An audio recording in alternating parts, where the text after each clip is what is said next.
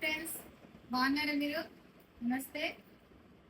చూసారా, మీరు కాయగూరలు పెట్టుకోవడానికి ఫ్రెష్గా 2-3 వారాలు ఫ్రెష్గా ఉండడానికి మీరు ఇలా ఎవరైనా దీంట్లో పెడతారు కదా బాక్స్లోని.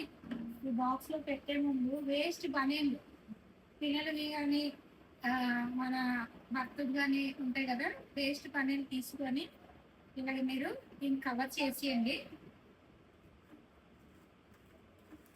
ఇలా కవర్ చేసేయండి మొత్తం. చూసారా, కింద వరకు ఇలా కవర్ చేసేసుకుంటే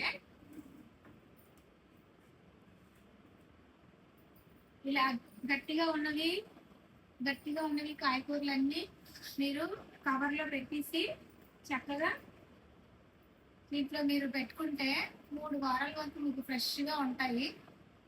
ఒకసారి మీరు కూడా ట్రై చేయండి. నేను కూడా ఎప్పటికప్పుడు దీంట్లోనే పెడుతున్నాను. ఇలా పెట్టుకొని మళ్ళీ నిమ్మకాయలు అయితే మీరు డబ్బాలోని ఇలా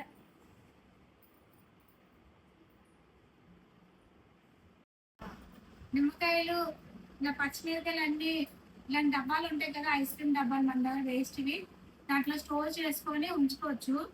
చూసారా, పచ్చిమిరకాయలు రెండు రెండు వారాలు అయిపోయింది. కిందటి వారం నేను బజార్ తెచ్చుకోలేదు, ఆ పై వారం 2 వారాలది ఇప్పటికీ ఫ్రెష్గా ఉంది. చూసారా, లేకపోతే వర్షాకాలం తొందరగా వాటర్ పట్టేస్తుంది మీరు డైరెక్ట్గా మీరు ఫ్రిడ్జ్లో పెడితే. నిమ్మకాయలు కూడా చూసారా, ఇవి 2 వారాల నిమ్మకాయలు. ఇవి నేను ఇలా డబ్బాల్లో ఉంచుకున్నాను, ఎప్పటికప్పుడు ఫ్రెష్గా ఉంటాయి మనకి.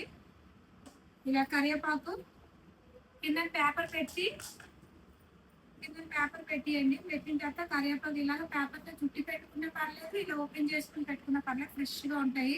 ఒకసారి ట్రై చేయండి, ఓకేనా? మీకు ఇది నచ్చితే మీరు లైక్ చేయండి, బెల్ బటన్ నొక్కండి.